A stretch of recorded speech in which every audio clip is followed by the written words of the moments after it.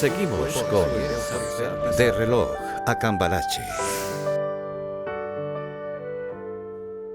Regresamos a Cultura y Entretenimiento con este especial con Daniel Samper Pizano y llegamos a la que fue su casa durante muchísimos años, que es el tiempo. 50 años, nada 50 menos, sí. años solamente. Y aquí ya vemos, de hecho, a un señor que se llama Eduardo Santos Montejo, que seguramente le trae muy buenos recuerdos a Daniel. Primero Sí, quisiera por supuesto. preguntarle, Sí. ¿en qué momento llegó y con quién compartió oficina? Porque esa historia es muy buena.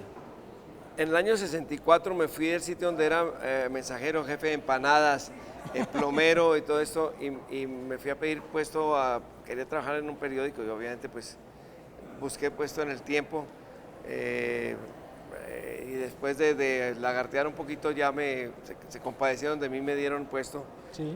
como redactor. Entré el mismo día que entró Enrique Santos Calderón, que fue el 1 de mayo de 1964. Y con él compartí oficina al principio y con Enrique Santos Molano también.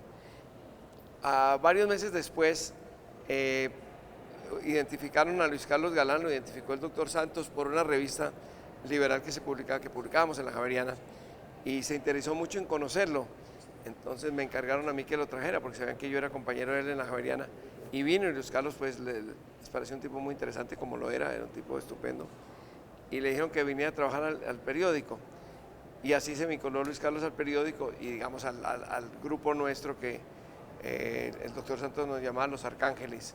Y en la redacción aparecíamos, era como asesores o asistentes del director, de Roberto García Peña, que fue un maestro al que todos quisimos mucho. Alguna vez nos contó que en esa oficina la foto que tenía de fondo cada uno de ustedes tres identificaba su pensamiento. ¿Qué fotos eran esas? Sí, teníamos varias fotos, teníamos de Carlos Marx, teníamos de Juan 23 como representante de la Iglesia Progresista, teníamos de Rafael Uribe, y no sabíamos que el doctor Santos había pertenecido a una vertiente liberal opuesta a la de Uribe.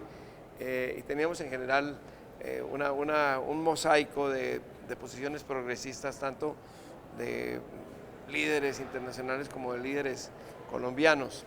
Y ese era nuestro respaldo, digamos, y nuestra definición ideológica. ¿Cómo eran los dos personajes que tenemos aquí a la espalda? ¿Cómo era Eduardo Santos y cómo era Calibán? Bueno, el doctor Santos era una persona que como dijo Hernando Telles, siempre mantenía un tácito tratado del límite, es decir, había una distancia que le imponía, pues primero la respetabilidad del doctor Santos, era un tipo de un enorme respeto y había sido un gran presidente. Fuera de eso, los empleados del Tiempo, pues, era nuestro jefe al final de cuentas, ¿no? Y era una persona de una gran sabiduría, muy distante, como digo, pero en ciertos momentos muy tierno. Nos invitaba con frecuencia a almorzar a Enrique, a Luis Carlos y a mí, y era un poco para tirarnos línea. Y en esas conversaciones ya más relajaditas que cuando era en el periódico y tal, hacía comentarios muy familiares y se acordaba mucho de la niña que había muerto, la niña que él tuvo y que murió muy joven, murió como de 4 años, y la recordaba y se emocionaba, ¿no? Y habían pasado tantos años, de modo que era también una persona muy humana, pero sobre todo tenía mucha claridad sobre lo que debería ser el periodismo, la independencia del periodismo, la independencia del periodista, incluso de los directorios liberales y de todo. Él insiste mucho en eso. El periódico no tiene por qué rendirle cuentas a ningún directorio liberal, a ninguna empresa, a nada. El periódico es, decía él, ¿no? Es un plebiscito diario que al comprarlo la gente lo está ejerciendo. Claro. Y ese es realmente nuestros dueños son los lectores, y ante ellos debemos responder, no ante directores políticos ni nada. Ese es el pensamiento del doctor Santos, a pesar de que el Tiempo había venido una época muy difícil de persecución conservadora, claro. En que se unieron mucho los liberales, incluso los directorios y los líderes, ¿no? ¿Y Calibán? Calibán era totalmente distinto. Calibán era un tipo muy nervioso, muy simpático, que pasaba por todos lados, desordenadísimo, genial, por supuesto, muy parecido en muchas cosas a su hijo Enrique Santos Castillo, que fue mi jefe en la redacción, menos a Hernando, que también fue mi jefe, hermano de Enrique, y son los padres de Enrique, que fue mi compañero en el periódico, y Juan Manuel Santos, el presidente. Pero era un tipo muy divertido, escribía a máquina rápidamente, y había un especialista en el periódico que descifraba lo que él había escrito y corregido a mano. Ni siquiera los jeroglíficos egipcios podían competir en enredo con lo que escribía Calibán. Pero era un gran periodista, tenía un olfato no tan bueno como el de su hijo Enrique Santos Castillo, pero muy avanzado, sabía muy bien lo que era interesante, lo que era noticia, lo que había que comentar. Y en su columna de muchos años, que se llamaba La danza de las horas, fue el comentarista más leído del país, sin duda alguna, durante muchos años. De esa época de los 60 hay un montón de historias que podría contarnos aquí, nos pasaríamos 3 programas, pero hay una en particular que recuerdo que me contó una vez muy divertida sobre el cubrimiento de la visita del Papa Pablo VI a Colombia, que tuvieron que utilizar un mecanismo muy poco convencional y que aún hoy sería novedoso. ¿Cómo fue esa historia? Bueno, hay que pensar que no había redes sociales, hay que pensar que no había fotos que se podía transmitir desde un automóvil y nada de esas cuestiones. Estamos todavía en una época muy parecida a la del siglo XVII. Me encargaron a mí que coordinara todo el cubrimiento del Papa Pablo VI y había un obstáculo casi insalvable que era en un campo que se llamaba, no recuerdo bien, pero donde estaban los transmisores de Radio Sotatensa. Era muy difícil hacer nada porque no se podía entrar ni salir desde 2 horas desde antes de que llegara el Papa y 1 hora después de que hubiera dejado de hablar. Entonces no había cómo mandar una noticia ni una foto. Y a mí se me ocurrió, no sé si había leído que en la Segunda Guerra se había utilizado mucho el sistema de las palomas mensajeras. Entonces propuse las palomas mensajeras, muchos se rieron, se filtró al Espectador y en el Espectador publicaron unas columnitas muy divertidas donde decía que los Cano iban a engordar águilas y gavilanes para que se comieran las palomas y que Hernando Santos iba a pasarse toda la mañana dándole maíz para que llegara y que alguna emisora iba a contratar loras para que dieran la noticia hablada. Yo me reí tanto o más que ellos, pero los colombófilos me buscaron, me dijeron que se rían, déjenlos que se rían, vamos a hacer la cosa. Y me puse a trabajar con los colombófilos y realmente logramos que hubiera un equipo de palomas. Había que llevarlas y volvían a su palomar, que estaba cerca del Museo Nacional. Y las palomas les fuimos entrenando y llevaban unos carretes no muy grandes, pero se les hicieron unos chalequitos y llevaban carretes pequeños de fotos. Chalecos de prensa marcados. Marcados. Y las palomas volvían, es decir, se despistaban un poquito en El Dorado por las señales a los aviones y tal, pero después de despistarse llegaban y nos daban la garantía de que no iba a haber fotos para nadie, menos para nosotros, porque teníamos las palomas. Ya los que se rían mucho empezaron a preocuparse, entonces pusieron mucha presión en los organizadores para que se permitiera la salida, aunque fuera de motociclistas. Ya cuando se permitió eso, pues era más seguro mandar un motociclista que las palomas, de modo que hicimos un gran fricasé de paloma y nos olvidamos se aprovecharon, del tema. Sí, palomas que llevaban chivas. Pues ahora lo invito, Daniel, a que subamos a la redacción, que es donde se cocinan todo el contenido y donde usted seguramente removerá todas las fibras de la nostalgia. Vamos. Vamos.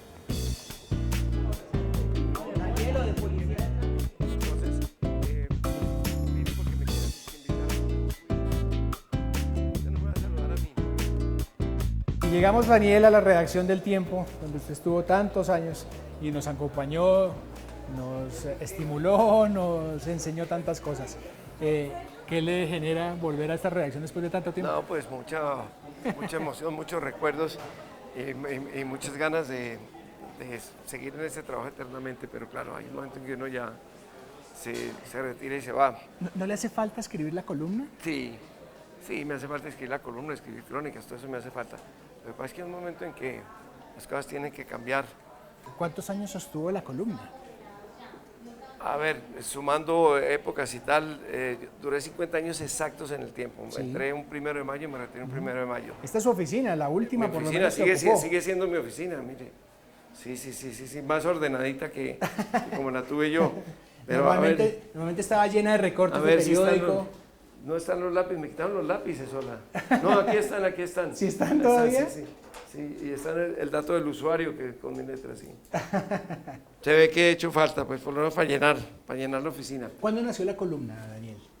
La columna nació en el año 70. En el año 70 yo estuve 2 años en Estados Unidos sacando un máster de periodismo y al volver me dijeron, bueno, queremos aprovecharlo más, no sé qué cosas, pues el Tiempo me ha financiado parte de mi beca, entonces quería aprovecharla con toda razón. y me asignaron una columna diaria. En esa época había varios periodistas que escribían columna diaria. Estaba Alfonso Castillo, estaba Antonio Paneso. No era insólito que alguien escribiese una columna diaria. De modo que empecé a hacerla. El primer nombre que tuvo fue Reloj del Tiempo. Y una vez Klim dijo, pues reloj del tiempo es como zapato del pie. Entonces le quité el del tiempo y se quedó reloj.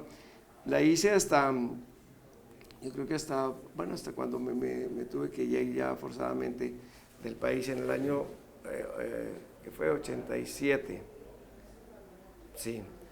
No sé si siempre salió a diario, no. La última etapa salía como 2 o 3 veces por semana, ¿no? Sí, sí. Y luego seguí escribiendo la columna, un interregno que fue cuando un pariente mío que es político estuvo muy activo. Tema del cual mejor no hablemos. Sí, porque para un periodista nunca es cómodo hablar de parientes que tengan poder económico, poder político, pero durante ese tiempo nunca escribí, nunca, me abstuve de ello. Y volví después, me llamó Rafael Santos, me dijo, ya no moleste más con las incompatibilidades. Hace 2 años su hermano dejó la presidencia, véngase a trabajar. Entonces volví a trabajar con el periódico.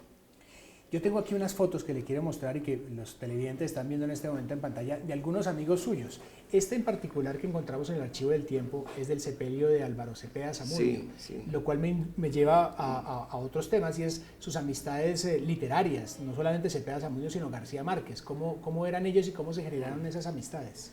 Hay una cosa curiosa y es que los periodistas, por razón de nuestro oficio, a menudo tenemos que conocer a personas que admiramos mucho y en algunas ocasiones inclusive acaba uno siendo amigo de ellas.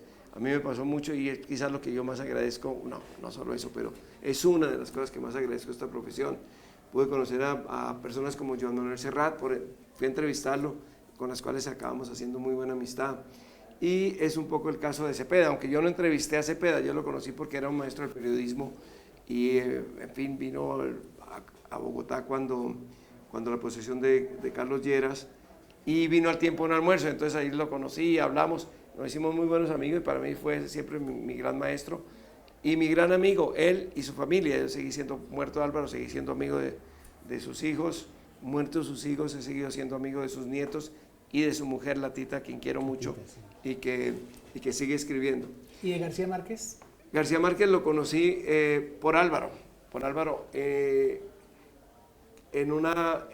antes de que existiera el Festival Vallenato, hubo una reunión vallenata en Valledupar y iban López Miquelsen y García Márquez como grandes personajes y Álvaro Cepeda también. Entonces Álvaro me dijo, oye, de que te mande el tiempo esta vaina, que es muy importante, no jodas, no sé qué. Entonces claro, yo inmediatamente le dije al tiempo, no mándenme que yo voy a cubrirlo.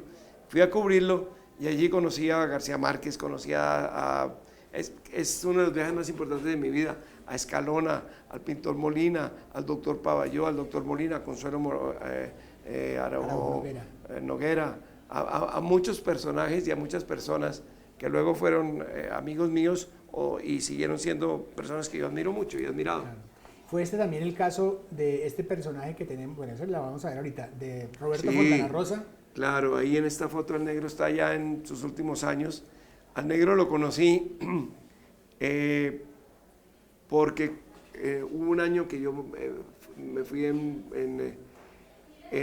con permiso del periódico a empezar un periódico en Cali que se llamaba El Pueblo, que fue un periódico muy dinámico y muy agresivo en el mejor sentido de la palabra. Allí contraté yo, que yo era el encargado de la redacción y tal, aunque mi título era subdirector, contraté caricaturistas argentinos que me han gustado mucho. Y uno de ellos era Fontana Rosa. Y él me mandó un dibujo para que lo pusiera en la oficina. Cuando fui a Argentina lo busqué y nos encontramos y nos hicimos entrañables amigos, hermanos casi con el negro.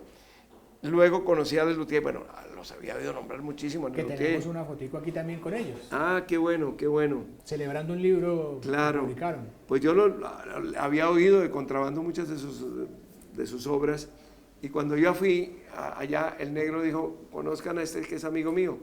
Los busqué y terminamos también siendo muy buenos amigos y un día me dieron la gran noticia de que me escogían como su biógrafo oficial. Y como biógrafo oficial escribí este libro, el que se han hecho varias. Que tiene un título maravilloso.